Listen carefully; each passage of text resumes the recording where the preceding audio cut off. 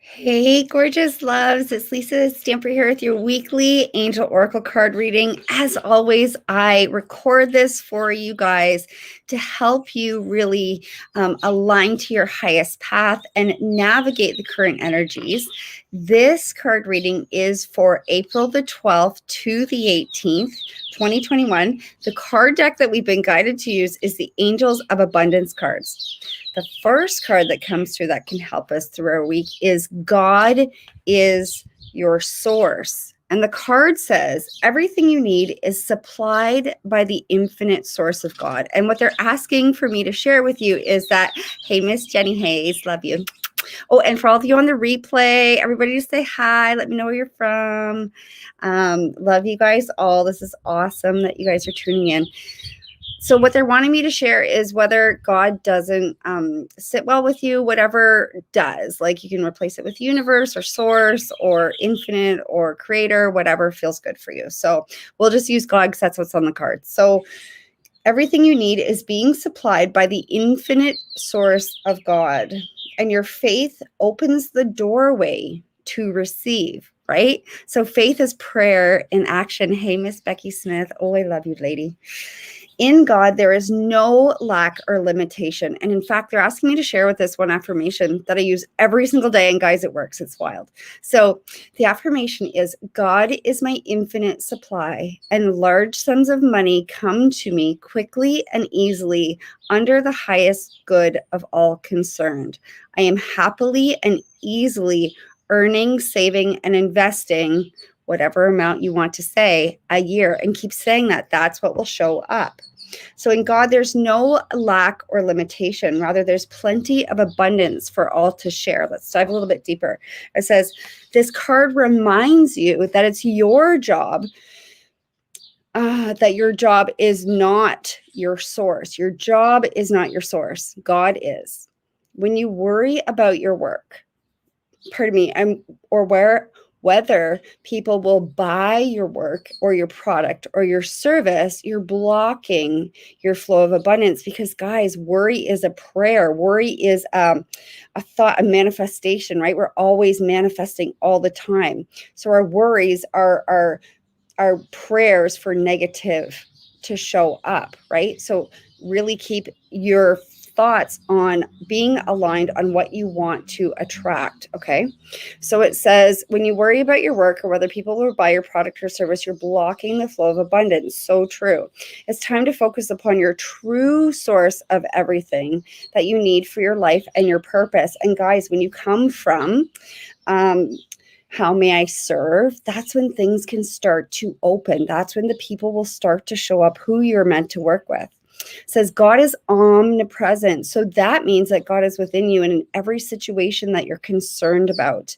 Take whatever worry you have and put it into words. For example, getting a promotion and raise at work or selling my home. And then add, God, please help me with, or God, thank you for helping me with, right? Then you're putting it into the affirmative. So God, please help me with getting a promotion and raise at work, or God, thank you for helping me selling my home. And feel the immediate positive energy shift as you move from worry to prayer, right? It's that flip switch. Your renewed faith opens doors to miraculous solutions. Keep in mind, though, that prayers are often answered in unexpected ways. So true. So, for example, you may get a promotion at a different job. God's solutions are always for the best and highest good. So know that, right? Because Spirit has the full perspective. So they know what we want and what would serve us and what would fill us. Hi, Barty. I hope that I'm saying that right. Lovely to have you, my love.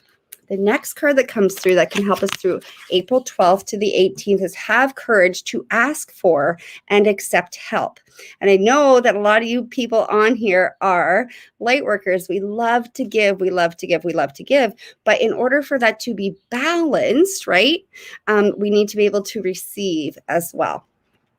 So it says, asking for help is a sign of strength. We don't have to do things on our own. And as is accepting as it is offered to you. Ooh, I love that. Asking for help is a sign of strength, as is accepting it as it is offered to you. Very often, when you ask God for help, prayers are answered through other people. Be sure to accept this assistance as well as to give it to others as you are guided. It was really beautiful. My mom does this good food box every week where you can just get these awesome like vegetables and produce and stuff. And she messaged me the other day and said that she was guided to donate one to somebody else, right? To somebody else in need. And it's like all anonymous. And I just think that that is awesome. So it's listening to our guidance as it is given to us, right? And it's there for us. We are here to help others as well. It says, have you been trying to do everything on your own, dear one? Because this card is signaling that you need help, but have been reluctant to ask for it. Asking for help takes courage. Yes.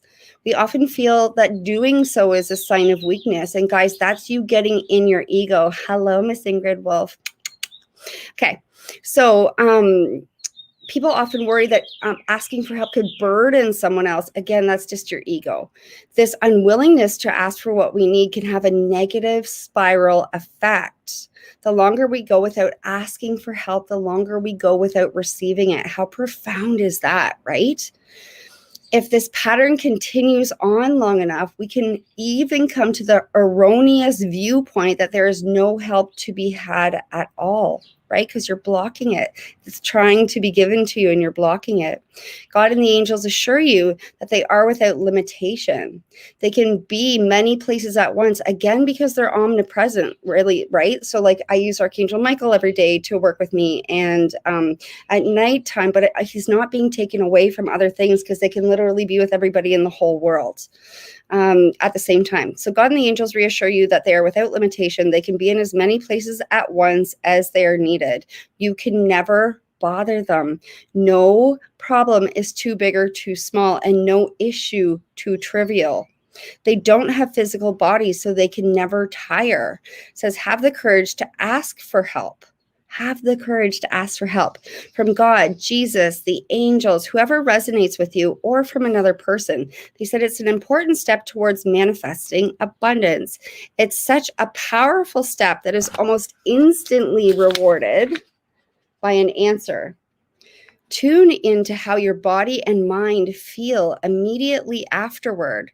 You may be receiving on-the-spot guidance as how you can co-create the abundance that you're asking for. Flashes of inspiration, sudden invitations, or job offers, and other signs present themselves for all of those who take this leap of faith. All you have to do is ask. And I love this next one, attracting, not chasing. How lovely is that? So it says, anything or anyone you chase after will run the other way because the fears underlying chasing energy. And right, because we're manifesting all the time, we have to be careful what is underneath, what our true intentions are, right?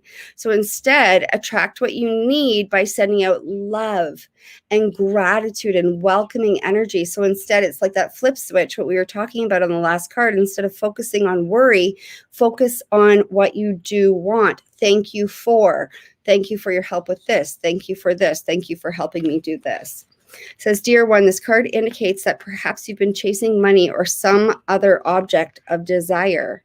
The angels of abundance remind you that whatever you run after runs the other way. The underlying fears that compel chasing behavior are the very same ones that result in lack and disappointment. Instead of chasing, attracting can bring your desires to fruition. Attraction happens when you speak positively and hold positive thoughts and visions about your manifestations. You literally love them into reality. And it was so interesting because when I was in my meditation this morning, I kept on being shown, like I was thinking of like spreading love and joy, etc. And I kept thinking, yes, when we do that, we add to the collective consciousness. We add that. And that's part of also why the coronavirus has gotten so big, because so many people are focused on it. So it adds energy to it. So we can bring love and joy and peace. Our thoughts really are that powerful. And I don't know where you guys live, but I subscribe to this place called Mother Earth, where I get weekly produce deliveries. And they have a place called the Village Juicery. Oh my Jesus, it is so good. It's like all cold pressed juice. And I let a whole bottle last me a week because it's just so lovely. Anyhow, so instead of tracing, attracting can bring your desires to fruition. Attraction happens when you speak positively and hold positive thoughts and visions about your manifestations. You love them into reality. Every day, send gratitude and love to whatever you're dreaming about. Welcome it into your life, allowing your arms to open to receive, right? You open your heart chakra, you allow it into you. Yes, thank you for this.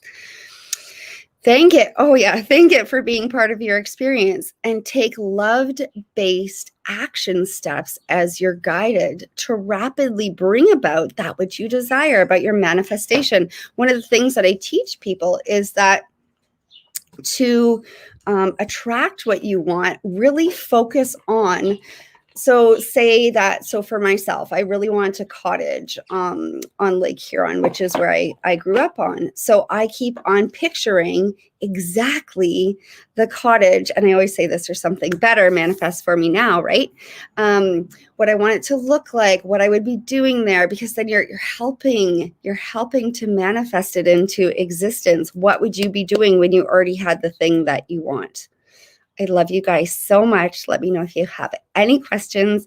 I'll see you guys next Sunday. So many blessings.